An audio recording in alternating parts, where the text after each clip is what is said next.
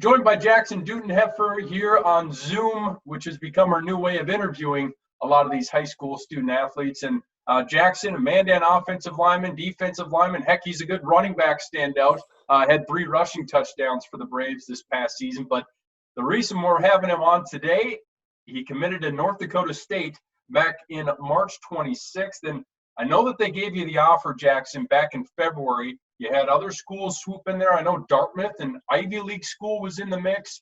They gave you an offer, USD, UND, Central Michigan out of the MAC. What made NDSU kind of rise above those other schools and made you want to commit to the Bison?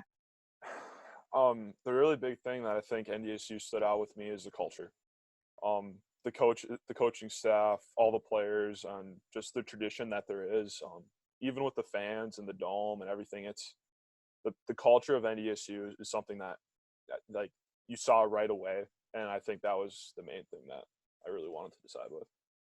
Now, I rattled off a few of those offers, and I would imagine you probably would have gotten more interest, maybe even some bigger schools.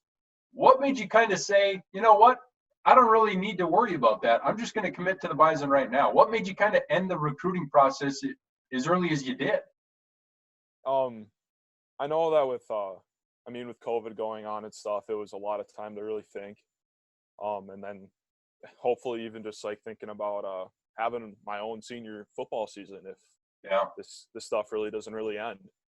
And I just think it's knowing that I was given the opportunity to play in the future. And it was a really big decision. And it to me it's because it's still close enough to home.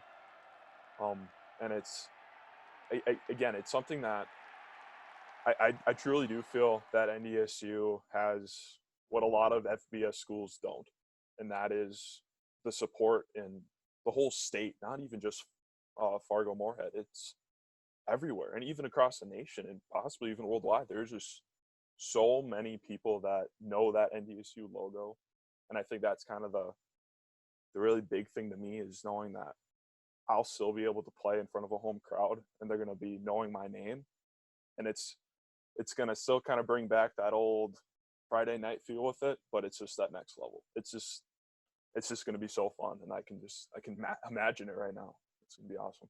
Jaxon, are you born and raised in Mandan? Have you been in North Dakota your whole life? No, I have not. I was born in Dickinson, but I lived in Beach for 4 years. Okay. Western half.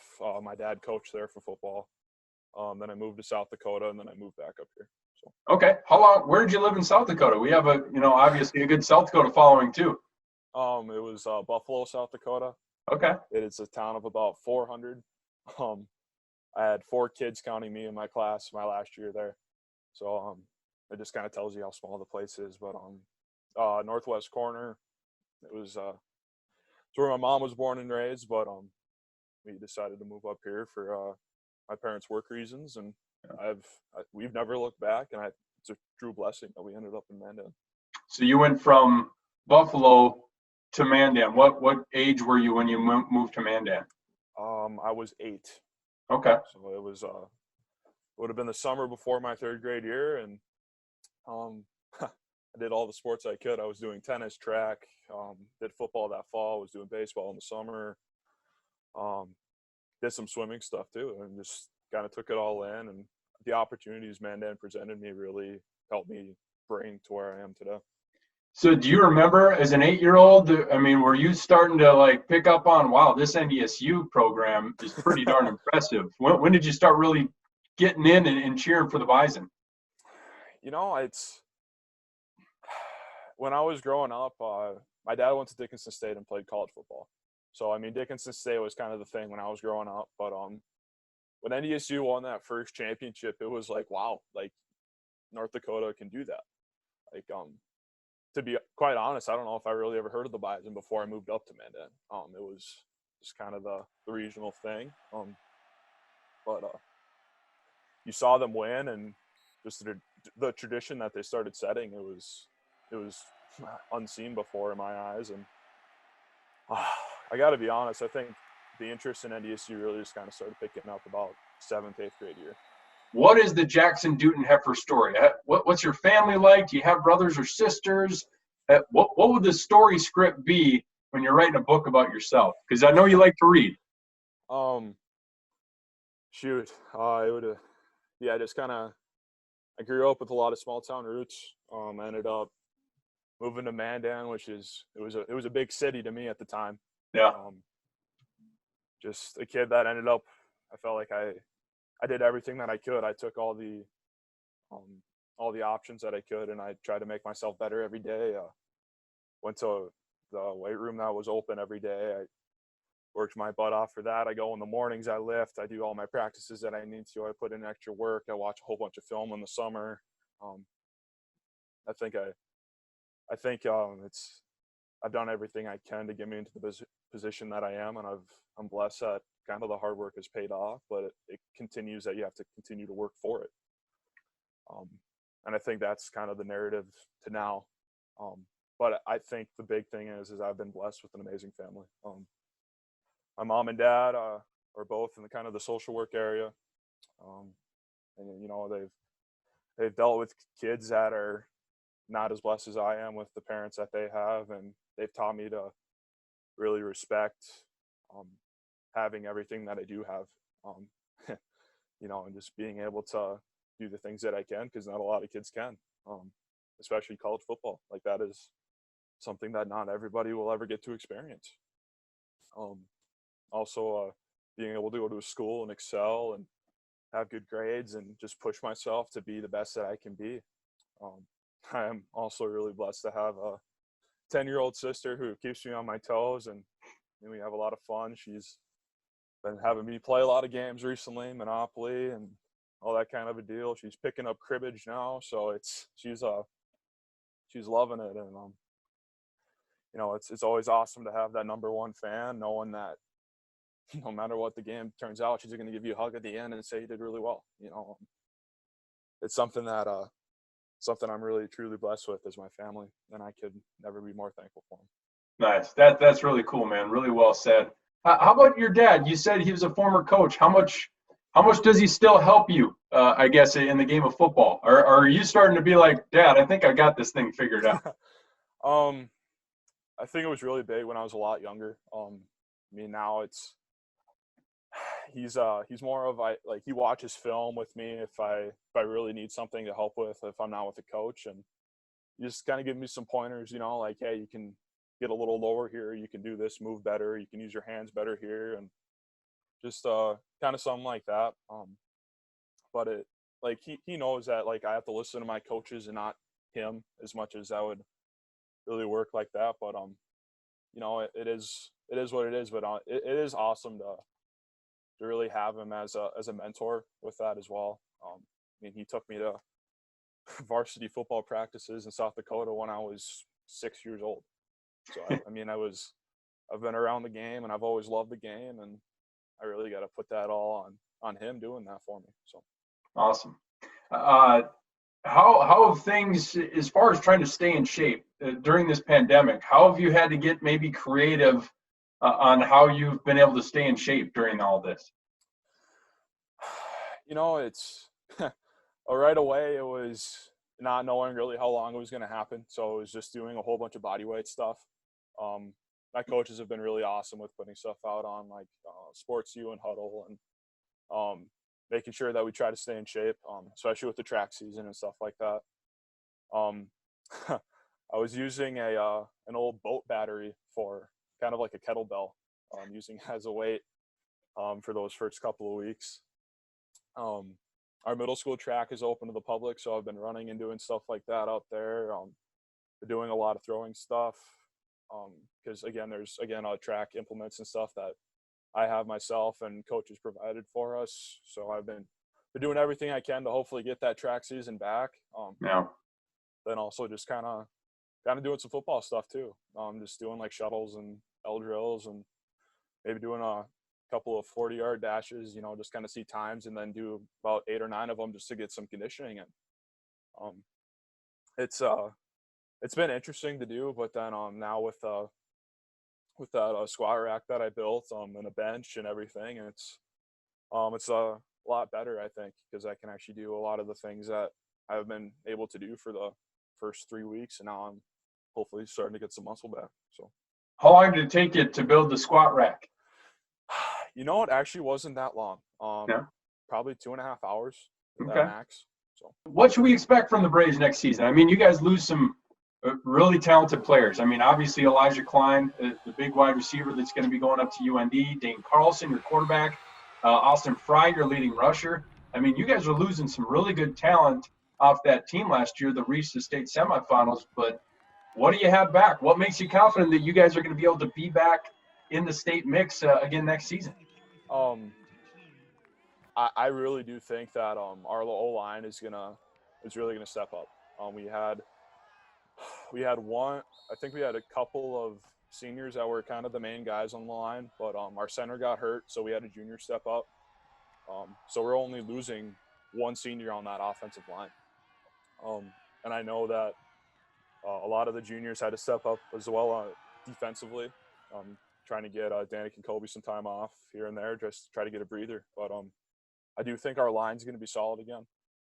Our running backs, they got actually quite a lot of reps last year, especially in I think it was Dickinson and Wilson. They got them a lot of game time reps, and I think it's just going to be a lot of kids that just really need to step up, and I think they know that. But I really do think that our line's going to be our heart and soul, and I think that's really what we're going to have to really build around. So the line is going to be just fine without you, right? Because you're going to be in the backfield because you had 8 carries last year and you had 3 touchdowns. Are you like, hey, coach, put me back there some more. I can score. To be honest, I tell my coach wherever he needs me, I'll play. I know if I had to go play wide receiver because they told me to go play wide receiver, I'd do it. It's just something that I would do. So. Well, what is it like carrying the ball? I mean, the first time maybe that you got to carry in a varsity game, what was going through your head? Don't fumble? Honestly, it was kind of a flashback. I was a running back my 7th grade year in middle school.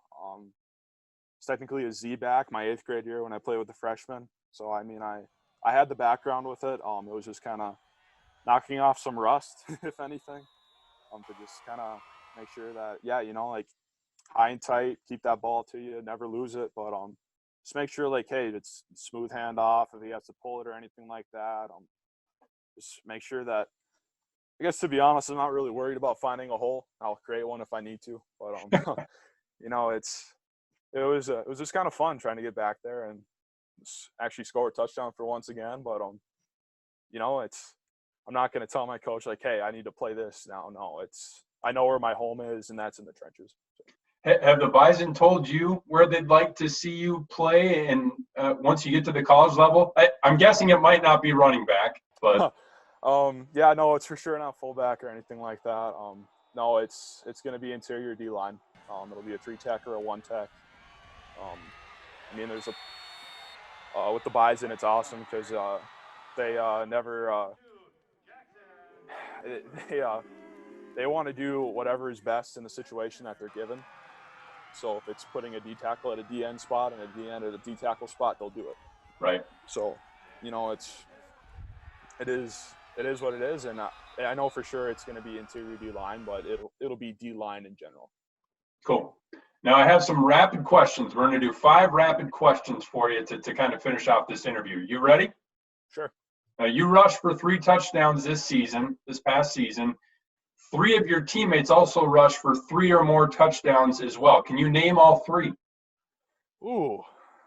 It'll be Austin, Fry. Yep. I feel like Dane Carlson had 3 or more. Yep. Rushing, it'd probably be Shaq, if I'm not wrong. Yes, Dewar Kermey. Yes, you are right. Good job, man. Who is your favorite past or current NDSU football player? Ooh, I probably have to say Tuska, because again, D-line guy, and it just kind of shows you like, hey, you go to NDSU, you have that absolute ability to go and compete at the next level, and he's again just another small town kid. Like, heck yeah, he's gonna go and just wreck shop. So nice. Toughest opposing player that you've had to tackle in your varsity career? Ooh, probably Cade Feeney. Okay. You have to touch him to actually tackle him, but I think that was probably the main one. Yeah, he's an elusive player, and hey, you're going to be a Bison with him. He's going to be on the baseball field, but you guys will both be Bison, so you won't have to worry about chasing after him anymore. Yeah, it's going to be crazy. So maybe you can sack him randomly on campus when you guys are walking around. Ha! Yeah, that'd be a story to try to tell his baseball coach. What is one thing you've learned about yourself during this shelter-in-place time? That I am very introverted. I am absolutely okay with staying inside and being to myself. There you go. In honor of Tiger King being the craze, and I don't know if you are a big Tiger King fan or have you even watched any of it, but you get one animal to be a pet the rest of your life. What animal is going to be your pet? I'd have to say giraffe. Giraffe? A giraffe, yeah. Yeah, it's that came quickly to you. Is there a story behind that? Are you a big giraffe fan? I've always liked the animal ever since I was little. I was always the tall one in all the grades that I was in until pretty much now. So you can relate, right? Yeah, exactly. Just being tall and lanky. So awesome. Well, Jaxon, I really appreciate the time. Wish you nothing but the best in your future, man. You have a bright future ahead of you, and well, let's get through this pandemic and let's get back to football season in the fall. How about that? Heck yeah, absolutely. All right, thanks, Jaxon. Yeah, thank you. Barika, first off, congratulations. You announced your commitment to NDSU on Monday. When you were typing up that note on your phone and getting ready to tweet that message, what was that feeling like as you're getting ready to commit to NDSU? Before I even typed it, I looked at my phone for like a good 10 minutes. I'm like, dang, I'm really about to do this. Like, it's really about to be something that I'm really gonna do in my future. And I was just filled with different emotions. Like, it's kind of hard to process it all at one time with all the love that I got after tweeting it out. I really didn't know what I did at the time. Like now I'm starting to realize this is actually a commitment. Like, I'm actually gonna be one day playing on that field where everyone's gonna be watching. Have they talked to you about position, where they see you fitting, Barika? I know obviously you were the leading rusher in the EDC last year. Do they view you as a running back, or do they view you as a guy on the defensive side of the ball that can shine? Coach Entz preached to me about I'm going to stick to running back, and that's what I'm going to be playing. So I trust him. I hope I be able to play. But if they need me for somewhere else, probably down the line, I'll be glad to take the opportunity and try and play. I'd imagine. Have you attended some games inside the Fargo Dome, Barika? What's the experience like? Yeah, I've attended. The experience is it's very loud. It's a very loud stadium. When you go in there, you hear everybody cheering. And that's the type of environment I want to be in. So. Give us some background on yourself, Barika. Do you have brothers and sisters? Have you lived in West Fargo your whole life? Actually, yeah, I haven't lived in Fargo my whole life. I was born in Lawrenceville, Georgia. I was born there. And then later on, my dad decided to move up here. I don't know why he decided to move up here, but he decided to move up here. He wanted to attend college at NDSU. So he attended college at NDSU for a little bit. And then after that, the rest is history. Nice. What did he do for schooling at NDSU? I think he got a business major. Okay. That's what I'm pretty sure what he got. Do you have athletic genes? Was he an athlete? Oh yeah, my dad. He wasn't born in America. He was born in Africa. So he always told me stories about him playing soccer and stuff like that. He loved soccer when he was growing up, and that's what he loved to do when he was that back there. So that's what he did. Where in Africa? Nigeria. Okay. When did football become a passion for you, Barika? Football. When it truly became a passion would be sophomore year. Okay. I always took football as a hobby. I didn't really take it seriously. Since 7th grade, I wanted it to do something. I wanted to be. That's what I did to stay in shape for basketball, so to speak. So it was definitely something where at first I saw everyone else doing it. I wanted to compete too. So that's why I originally joined football. Did you remember your first touchdown? That's my first touchdown. Yes, I do actually. It was actually a kick return. Uh, I remember it was. I don't know. I was running east and west, going side to side, side to side, and I made someone miss, and I went around, ran for like about like 60 yards, and when I started getting to that, I want to say 20-minute yard line, I started running backwards, and so when I started running backwards, I was celebrating a little bit, not knowing that I'm not supposed to do that, and I went to the sideline, and one of my coaches was like, I know you got, I know you scored, but you can't be doing that, and then that's my first touchdown. Was that in seventh grade, or are you talking varsity? That was seventh grade. My first ever touchdown. That's great, man. Oh, that's a memorable one. Yeah. I remember getting a glimpse of your talent, Barika, when I believe it was your sophomore year, you know, rotating in there with Nathan Goldaddy.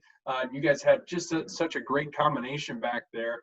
How did you prepare yourself going into that junior season, knowing Nathan was a senior, he goes down with the injury in the offseason, you know that there's a chance he might miss the rest of the year. How did you kind of mentally prepare yourself?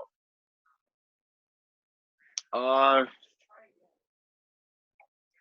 prepared myself by saying, okay, so he's down. Okay, there's no one else that are in that opportunity that you can, and you could thrive as much as he did. So I knew I was going to get a lot of carries.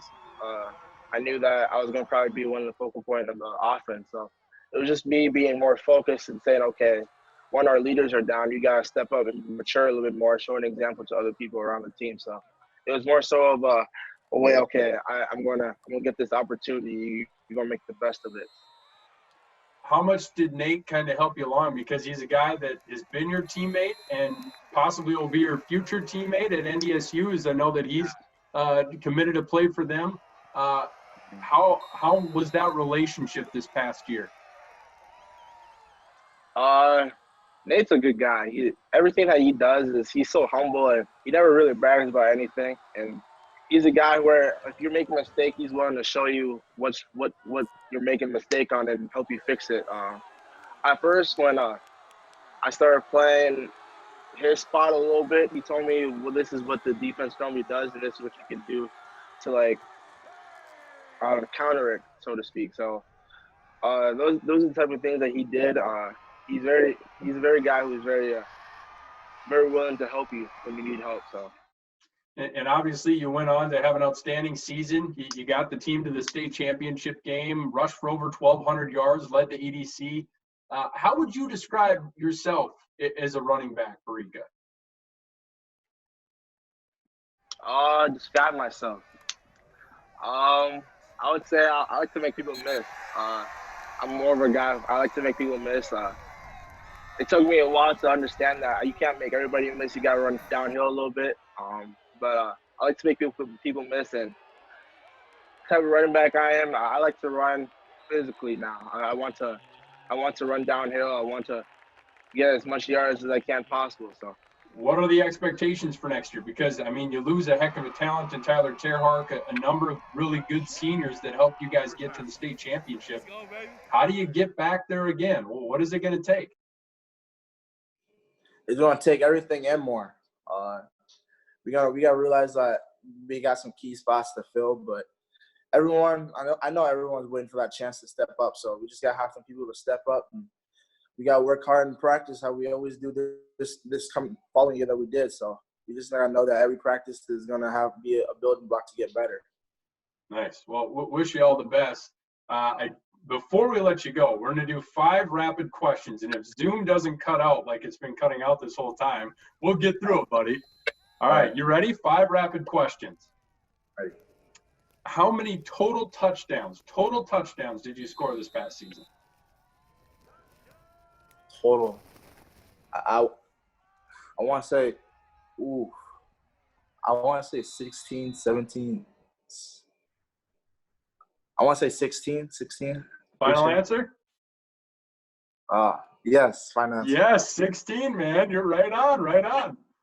Who is your favorite past or current NDSU football player? Past or current?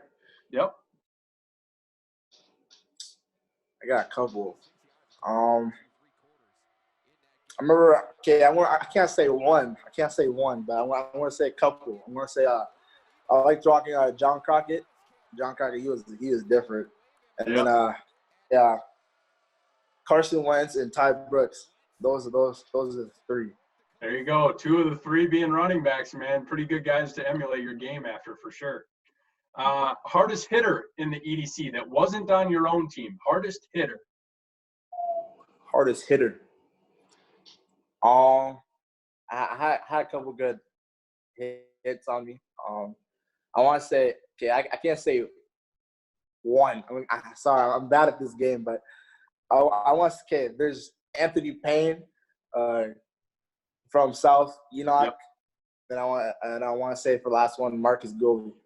Yeah, Gully, he can lay some wood, man. He'll be a future Dragon. He'll be something you don't want to mess with, right? No, you don't. What is one thing you've learned during the shelter in place? One thing you've learned about yourself during the shelter in place? Oh, one thing I've learned about myself. I shouldn't really care about what other people think about me. Like, going down the road, people are gonna have their opinions about me and stuff like that, and talking to my parents and stuff. And so, what I learned about myself, you gotta be a little bit selfish, a little bit sometimes, and not worry about what other people think. So that's what I've learned. There you go, man. Dream vacation. We'll end on a good one. Dream vacation. Where are you going? Dream vacation. Ooh, I want to say the Bahamas. I've heard a lot of good things about the Bahamas, how tropical it is and everything. There you go, man. Tropical. I love it. Barika, appreciate it. Appreciate the time, and congrats on committing to NDSU, man. Looking forward to watching you this fall again with the Mustangs. Thank you for having me. All right. Thanks, Barika.